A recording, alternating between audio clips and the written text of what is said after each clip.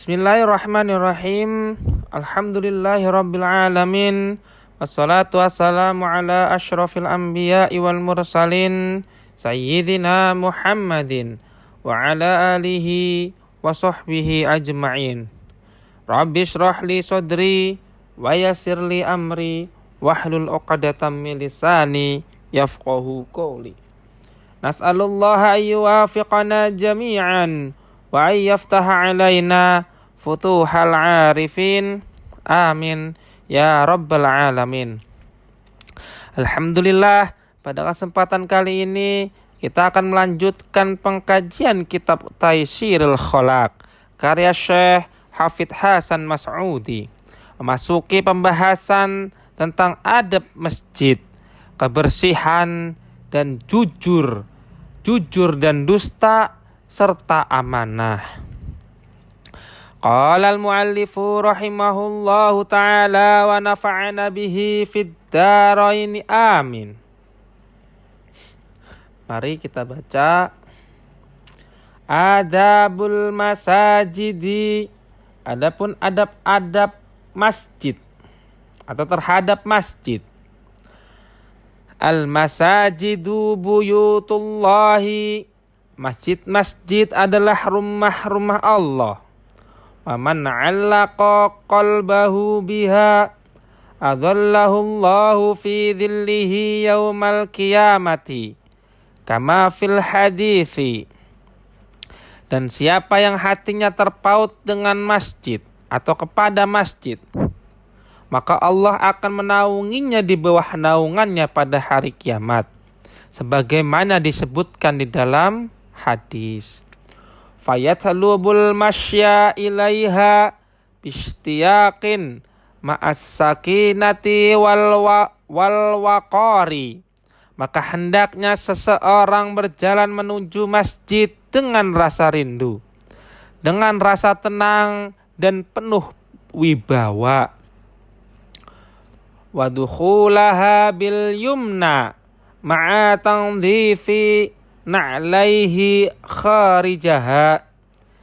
Dan memasukinya dengan kaki kanan sambil membersihkan sandalnya di luar masjid. Wa qawluhu 'inda dukhuli.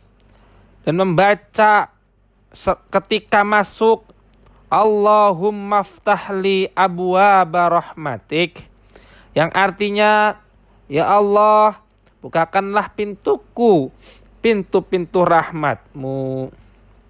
Kalimat di atas menjelaskan keutamaan masjid dan adab memasukinya.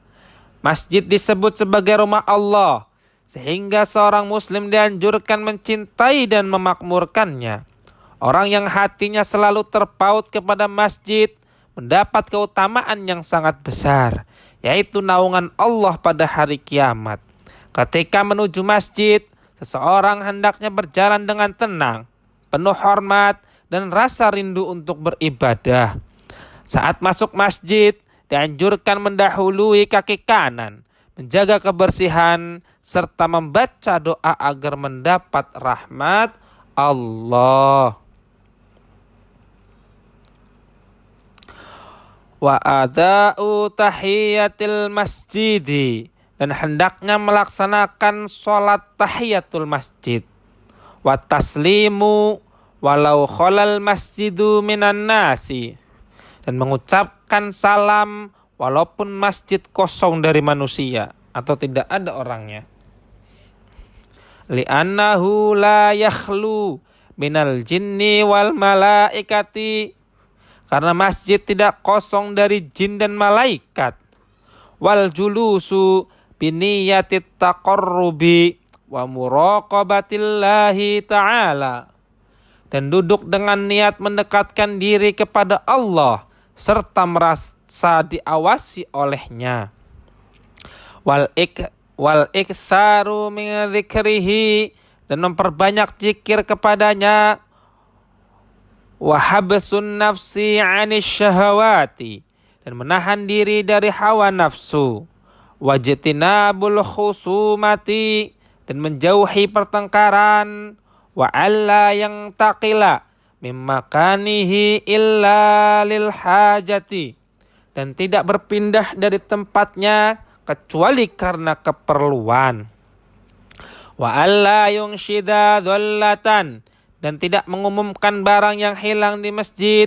Wa alla yarfa'a sautahu bihadratil musallina, dan tidak meninggikan suara di hadapan orang-orang yang sedang sholat. Wa alla yamurra baina aidihim, dan tidak lewat di depan mereka, di depan orang yang sholat.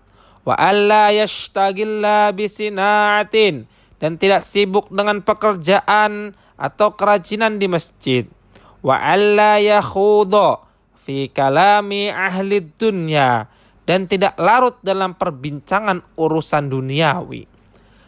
Liyaslama minal wa'idil waridi fi qaulin Nabi sallallahu alaihi wasallam, agar selamat dari ancaman yang disebut dalam sabda Nabi Muhammad sallallahu alaihi wasallam. Ya'ti fi akhiriz zamani nasun min ummati, akan datang di akhir zaman sekelompok orang dari umatku. Ya'tunal masajida yaq'uduna fiha hilaqan. Mereka datang ke masjid-masjid dan duduk berkelompok-kelompok di dalamnya. Dzikruhumud dunya wa hubbud dunya, perbincangan mereka hanyalah urusan dunia dan kecintaan terhadap dunia. La tujalisuhum, maka janganlah kalian duduk bersama mereka. Falaisallahu bihim hajatun, karena Allah tidak membutuhkan mereka. Ini menjelaskan adab ketika berada di masjid. Seorang muslim dianjurkan melaksanakan sholat tahiyatul masjid, mengucapkan salam, memperbanyak zikir, dan duduk dengan niat mendekatkan diri kepada Allah. Di dalam masjid juga harus menjaga ketenangan dan kehormatan tempat ibadah, seperti tidak bertengkar, tidak meninggikan suara, tidak mengganggu orang yang sedang sholat, serta tidak menjadikan masjid sebagai tempat urusan dunia semata. Hadis di atas juga di akhiri teks memberi peringatan tentang orang-orang yang berkumpul di dalam masjid hanya untuk membicarakan dunia dan kesenangan duniawi tanpa mengingat Allah. Karena itu masjid seharusnya menjadi tempat ibadah, zikir kepada Allah, dan ilmu atau mencari ilmu atau dipakai untuk majelis ilmu. Fa'idha aradal khuruja tuliba minhul bada'u bil yusra, maka apabila seseorang ingin keluar, dianjurkan baginya memulai dengan kaki kiri. Wa ayyadu'aha ala dhuhri na'lihi, dan meletakkannya di atas sandalnya. Thumma yalbasal yumna awalan, kemudian memakai sandal yang kanan terlebih dahulu. Wal yakul inda khurujihi, dan hendaknya ia berkata ketika keluar dari masjid, Allahumma inni as'aluka min fadlik, ya Allah, sesungguhnya aku memohon kepadamu karuniamu. Kalimat di atas menjelaskan adab ketika keluar dari masjid. Seseorang dianjurkan mendahului atau mendahulukan kaki kiri saat keluar, kemudian memakai sandal dengan mendahulukan kaki kanan sebagai bentuk mengikuti sunnah dan menjaga adab. Qala Nabi sallallahu alaihi wasallam, qala Allah Ta'ala, Nabi Muhammad sallallahu alaihi wasallam bersabda, Allah Ta'ala berfirman, Inna buyuti fi ardil masajidu, sesungguhnya rumah-rumahku di bumi adalah masjid-masjid. Wa inna zuwari fiha ummaruha, dan para tamuku di dalamnya lah adalah orang-orang yang memakmurkannya. Fatuba li'abadin tatahhara fi baitihi, maka beruntunglah seorang hamba yang bersuci di dalamnya. Summa jarani fi baiti, kemudian mengunjungiku di dalam rumahku atau di masjid. Fahaqqun 'alal mazuri ayyukrima zairahu, maka hendak maka menjadi hak bagi yang dikunjungi untuk memuliakan pengunjungnya.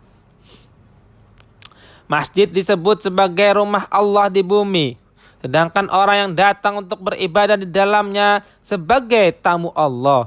Seseorang yang bersuci dari rumah lalu pergi ke masjid mendapat keutamaan besar dan dijadikan kemuliaan oleh Allah sebagai bentuk penghormatan kepada tamunya. Ini menunjukkan betapa mulianya langkah menuju masjid untuk beribadah. Wa an Anasin radhiyallahu anhu berkata, dan dari Anas radhiyallahu anhu, man asraja fi masjidin sirajan, barang siapa menyalakan lampu di sebuah masjid, lam tazalil malaikatu wa hamalatul arsy tastaghfiru lahu, maka para malaikat dan para malaikat pemikul arsy senantiasa memohonkan ampun untuknya. Madama fi dzalikal masjidi dhau'uhu, selama cahaya lampu di masjid itu masih menerangi masjid tersebut. Hadis di atas menjelaskan besarnya pahala yang membantu memakmurkan masjid, walaupun dengan hal yang tampak sederhana seperti menyalakan lampu atau memberi penerangan bagi masjid. Selama cahaya itu masih bermanfaat di masjid, para malaikat dan para malaikat pemikul arsy terus memohonkan ampun kepada Allah untuk orang tersebut. Ini menunjukkan bahwa setiap bentuk pelayanan dan bantuan untuk kepentingan masjid memiliki keutamaan besar di sisi Allah Subhanahu wa ta'ala. Mari kita lanjut. An-nadhafatu, adapun kebersihan. I'lam annan nadhafatal badani wathaubi wal makani matlabatun syar'an. Ketahuilah bahwa kebersihan badan, pakaian, dan tempat itu dituntut oleh syariat. Fayambagi lil insani tangdhifu badanihi, maka seyogyanya atau seharusnya seseorang membersihkan tubuhnya, muta'ahidan sya'ra ra'sihi bitasrihi wadzuhni, dengan merawat rambut kepalanya melalui menyisir dan memberi minyak. Wa udhunaihi bil ghasli wal mashi, dan telinganya dengan mencuci serta membersihkannya. Wa fahu bil madhati was siwaki, dan mulutnya dengan berkumur-kumur serta bersiwak. Wa anfahu bil istinthaqi wal istinthari, dan hidungnya dengan menghirup air ke hidung lalu mengeluarkannya. Wa adhafirahu bi ghasli ma tahtaha, dan kuku-kukunya dengan membersihkan bagian bawahnya biar tidak ada tai kuku. Teks ini menjelaskan bahwa Islam sangat memperhatikan kebersihan tubuh, pakaian, dan lingkungan. Kebersihan bukan hanya urusan kesehatan, tetapi juga termasuk tuntunan syariat dan bagian dari adab seorang muslim.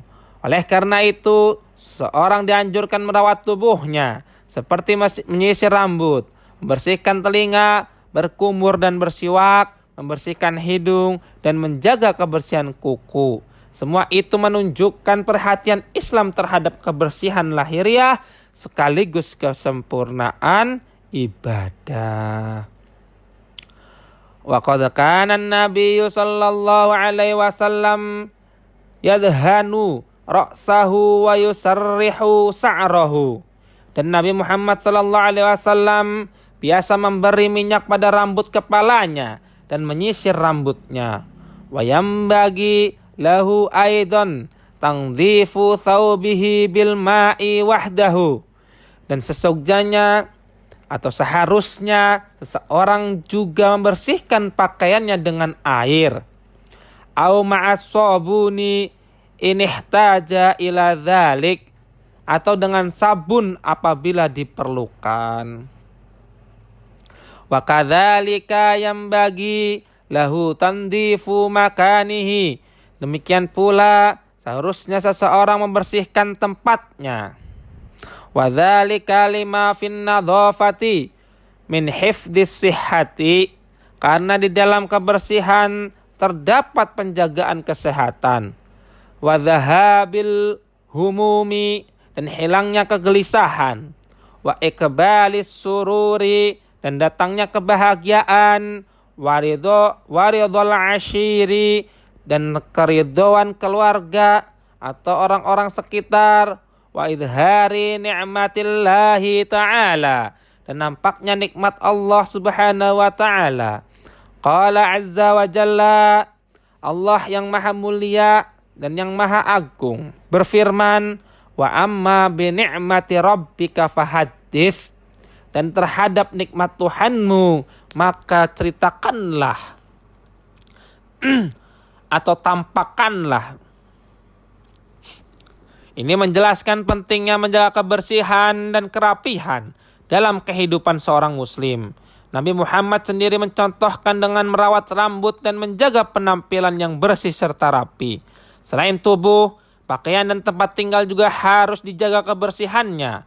Kebersihan membawa banyak manfaat, seperti menjaga kesehatan, menghilangkan kegelisahan, menghadirkan kenyamanan dan kebahagiaan, serta membuat orang lain merasa senang. Mari kita lanjut. As-sidqu wal kadzabu. As-sidqu wal kadzibu, jujur dan dusta. As-sidqu huwa ikhbaru bima yutabiqul waqi'a. Kejujuran adalah menyampaikan sesuatu yang sesuai dengan kenyataannya. Wal kadzibu wal ikhbaru bima la yutabiquhu. Dan dusta adalah menyampaikan sesuatu yang tidak sesuai dengan kenyataannya. Wa asbabus sidqi al-aqlu wad-dinu wal muru'atu. Dan sebab-sebab kejujuran adalah akal, agama, dan kehormatan, dan menjaga kehormatan diri, al-muru'ah. Li'annal aqla yudriku manfa'atas sidqi wa madarratal kadhibi. Karena akal mengetahui manfaat kejujuran dan bahayanya kebohongan. Fala yarda sahibuhu li nafsihi al-madarrata. Maka orang yang berakal tidak rela bahaya menimpa dirinya. Fayaltajimus sidqa, karena itu ia berpegang pada kejujuran. Wali annad dina ya'muru bisidqi wa yanha an diddihi. Dan karena agama memerintahkan kejujuran serta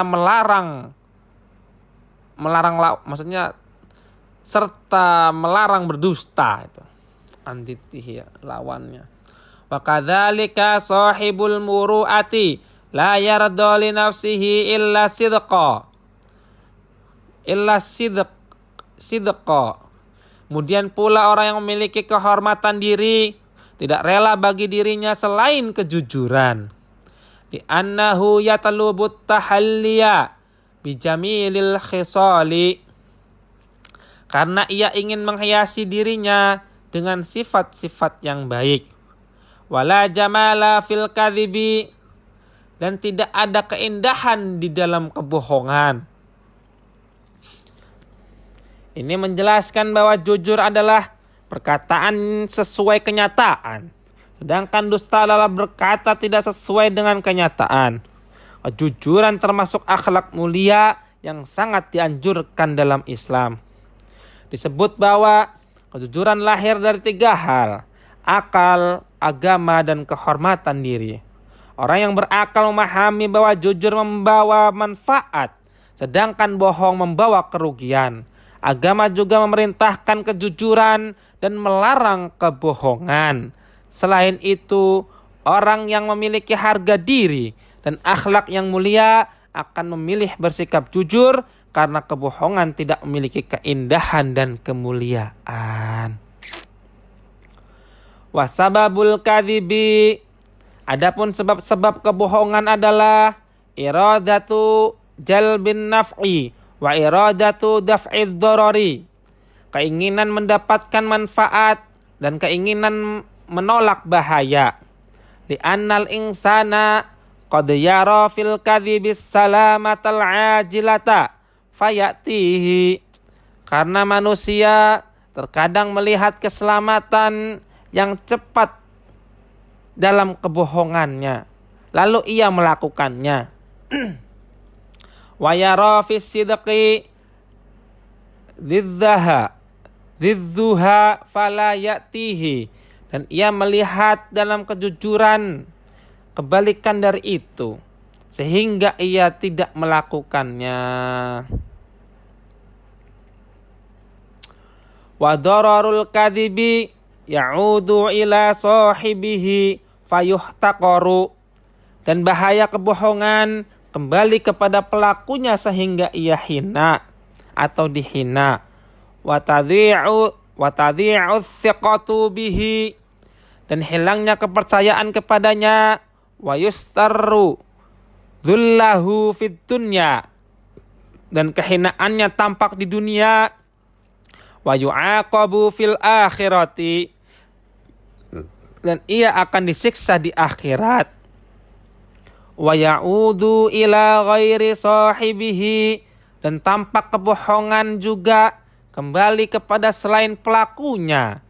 Li'annal kadzdzaba ya'idhu ghairuhu khairan thumma yukhlifuhu, karena pendusta menjanjikan kebaikan kepada orang lain lalu mengingkarinya.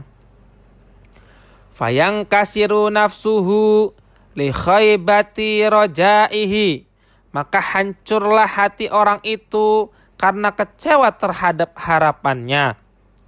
Wali annahu yastashilul ghibata wan namimata, dan karena pendusta mudah melakukan ghibah dan adu domba. Fayab'atsun nasa bisababi dzalika 'ala tabaghudi wat takhasumi, sehingga ia menyebabkan manusia saling membenci dan saling bertengkar. Seseorang biasanya berbohong karena ingin mendapatkan keuntungan atau menghindari bahaya. Kadang manusia mengira bahwa kebohongan bisa memberi keselamatan atau manfaat dengan cepat, sehingga kejujuran dianggap merugikan, sehingga ia memilih berdusta. Padahal dampak kebohongan sangat buruk.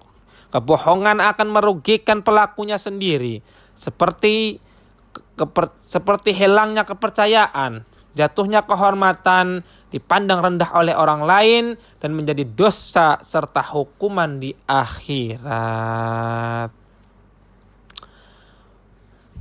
Wa kafa bil kadhibi madzamatan, dan cukuplah kebohongan itu sebagai suatu kehinaan atau celaan. Qauluhullahi azza wa jalla, sebagaimana firman Allah azza wa jalla, innama yaftaril kadhiba alladzina la yu'minuna bi ayatillahi, sesungguhnya yang mengada-adakan kebohongan hanyalah orang-orang yang tidak beriman kepada ayat-ayat Allah. Wa qauluhu sallallahu alaihi wasallam, dan sabda Nabi Muhammad sallallahu alaihi wasallam, idza kadzabal 'abdu kizbatan, apabila seorang hamba berdusta satu kali, taba'adha anhul malaku milan, maka malaikat menjauh darinya sejauh 1 mil. Minnatani maja'a bihi, karena bau busuk dari dosa yang dibawanya itu. Allah Subhanahu wa taala menerangkan bahwa kebohongan adalah sifat orang yang lemah imannya terhadap ayat-ayat Allah. Ini menunjukkan bahwa dusta bukan akhlak orang mukmin yang baik. Dalam hadis ini juga dijelaskan bahwa seseorang atau ketika seorang berdusta, malaikat menjauh darinya karena keburukan dan dosa dari kebohongan tersebut. Hal ini menunjukkan bahwa dusta tidak hanya merusak hubungan dengan manusia, tetapi juga menjauhkan seseorang dari rahmat dan keberkahan Allah Subhanahu wa ta'ala. Wa kafa bis-sidqi thana'an qauluhu ta'ala. Cukuplah kejujuran itu sebagai pujian, sebagaimana firman Allah Subhanahu wa ta'ala, ya ayyuhalladzina amanu taqullaha wa kunu ma'as shadiqin. Wahai orang-orang yang beriman, bertakwalah kepada Allah dan jadikanlah kalian bersama orang-orang yang jujur. Wa qaulun Nabi sallallahu alaihi wasallam, dan sabda Nabi Muhammad sallallahu alaihi wasallam, taharrawus sidqa, bersungguh-sungguhlah dalam mencari dan berpegang pada kejujuran. Wa in ra'aitum anna fihil halakata, walaupun kalian melihat seakan-akan di dalamnya terdapat kebinasaan, fa inna fihin najata, karena sesungguhnya di dalam kejujuran itu terdapat keselamatan. Allah memuji orang-orang yang jujur dan memerintahkan kaum beriman agar bertakwa serta bersama orang-orang yang benar dan jujur. Ini menunjukkan bahwa kejujuran adalah sifat mulia yang dekat dengan ketakwaan. Nabi Muhammad juga memerintahkan agar selalu memilih kejujuran, walaupun terkadang terlihat berat atau seolah membawa kesulitan. Pada hakikatnya, kejujuran akan membawa keselamatan dan kebaikan, baik di dunia maupun di akhirat. Mari kita lanjut. Al-amanatu, adapun amanah. Hiyal qiyamu bihuquqillahi ta'ala wa huquqi ibadihi. Amanah adalah melaksanakan hak-hak Allah Ta'ala dan hak-hak hambanya. Fiha yakmuluddinu, dengan amanah agama akan menjadi sempurna. Wa tusanul a'radu, dan kehormatan-kehormatan akan terjaga. Wa tuhfadul amwalu, dan harta benda akan terlindungi.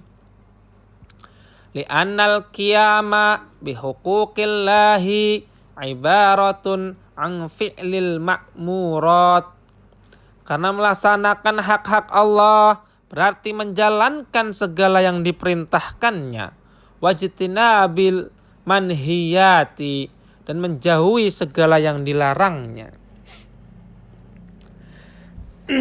Amanah yaitu melaksanakan hak-hak Allah dan hak-hak sesama manusia dengan baik. Hak Allah dilakukan dengan mentaati perintahnya dan menjauhi larangannya. Sedangkan hak manusia dilakukan dengan bersikap jujur, adil, dan menjaga kepercayaannya. Dengan adanya sifat amanah, agama seseorang menjadi sempurna, kehormatan manusia terjaga, dan harta benda menjadi aman. Amanah juga menjadi dasar terciptanya kehidupan yang baik dan penuh kepercayaan di tengah masyarakat. Wal qiyamu bihuquqi ibadihi ibaratun an raddil wada'i'i, dan melaksanakan hak-hak hambanya berarti mengembalikan titipan.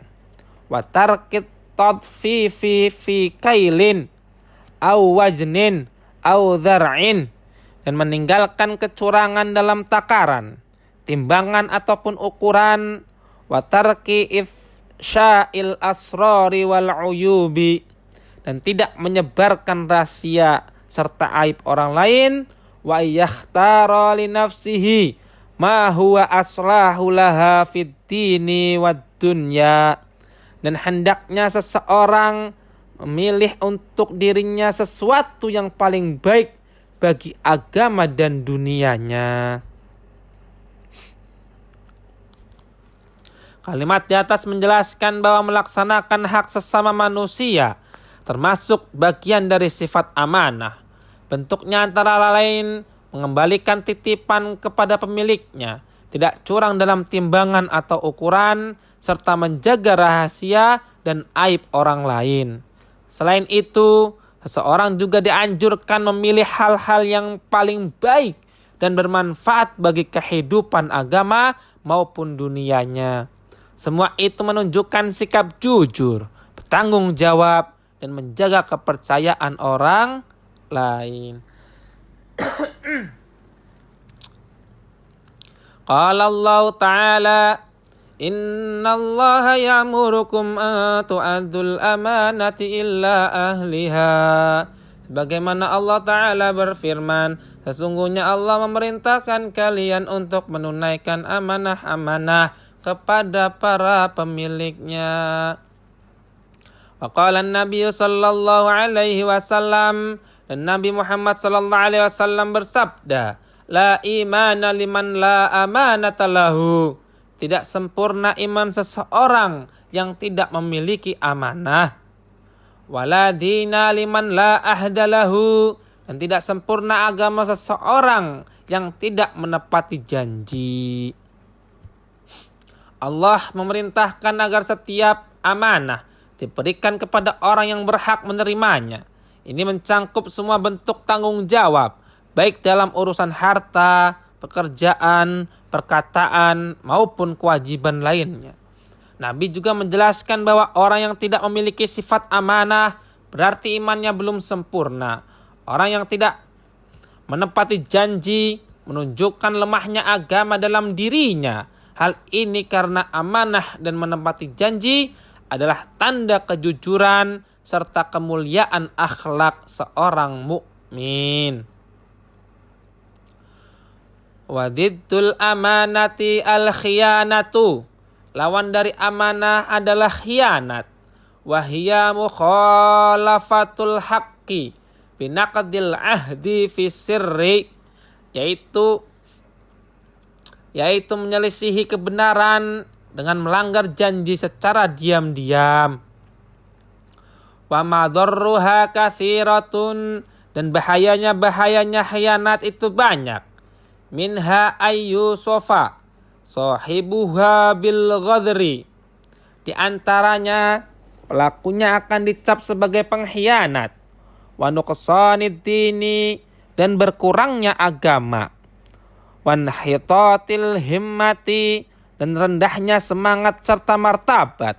Wa dhana'atin nafsi, dan hinanya jiwa. Wa minha i'radun nasi anhu al-isaatihi ilaihim. Dan di antaranya manusia akan berpaling darinya karena keburukannya kepada mereka. Wa qat'u yadihi idza saraqa minhum. Dan dipotong tangannya apabila ia mencuri dari mereka. Wa buqdullahi lahu wa ta'dibuhu iyyahu. Dan Allah membencinya serta menyiksanya. Li'annahu lam yura'i ma kullifahu bihi. Karena ia tidak menjaga apa yang telah dibebankan atau diamanahkan kepadanya. Akibat dari khianat sangat banyak. Di antaranya seseorang akan dikenal sebagai pengkhianat, dijauhi manusia, kehilangan kehormatan, dan dibenci oleh Allah.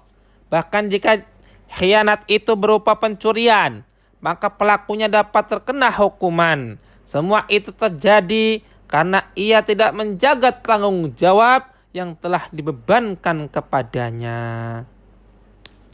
Qala Allah Ta'ala berfirman, Ya ayyuhalladzina amanu la takhunullaha war rasul wa takhunu amanatikum wa antum ta'lamun.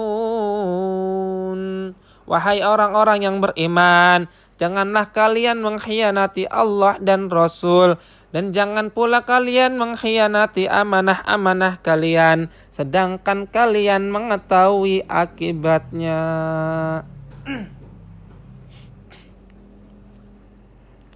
Wallahu a'lam bissawab.